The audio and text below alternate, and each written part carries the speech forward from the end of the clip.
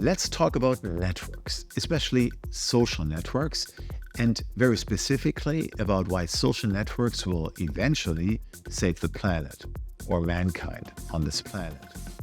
Of course, you don't believe me, because today, as we see social media today, they're destroying children, societies, democracy. If you look at X, especially since Elon Musk took over, this is just like the home base for Russian bots.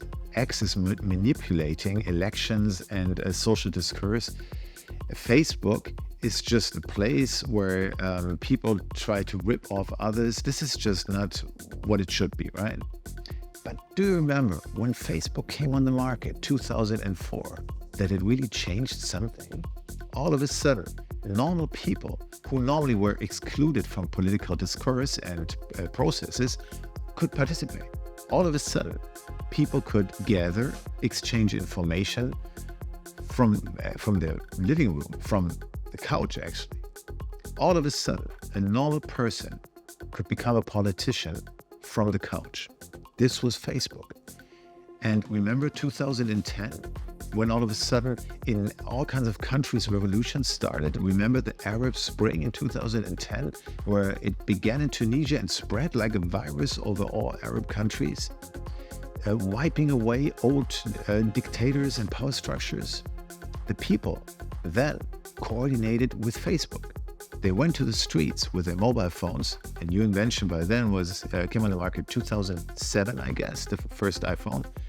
And they coordinated each other where to run away from the police, where to gather again, what to tell the others. Facebook was the spark that helped ignite whole countries. So networks are always power tools. With networks, you can bring power to people. With networks, you can push particular interests, but you also can support common interest for the majority of people. If you have a group of people coordinating in a structured way, this group of people, of course, can always move faster and get more and faster results than an uncoordinated group. Logical. So those tools, those social media tools, make people coordinate faster and globally. So this was the power of social media when it came on the market. Problem is, with all tools, the first movers see, well, that's a great new tool, let's use it.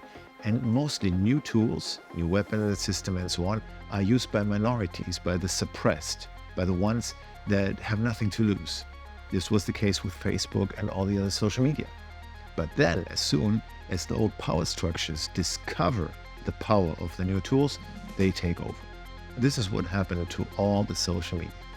Today, they're not dominated by average citizens fighting for their rights or the next step for civilization. No, they're occupied by corporations, by political parties, by interest groups, by dictators. And that's a problem, of course. But you know what? This is going to change again. If you take the history of social media, it started with, like the internet, a very decentralized, democratic, and cool hippie-like movement. Then it went to a normal average tool for the everyday citizen to express their ideas and their comments, their desires, and their political ideas. And then it was taken over by big money and big power. But after that, you know what's going to happen? A new tool will come. Perhaps it's the artificial intelligence, perhaps it's something we don't see now, but the whole circle will start again. But it will start on a new level.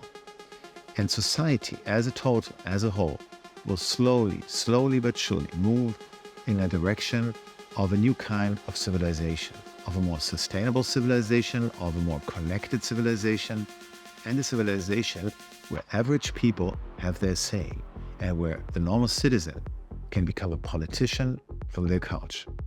And you're going to be a great part of it, because the impact economy will invent those new tools and bring them to the market. And this is why the impact startups are my great hope that you're going to save the planet with new tools for new networking, for new society.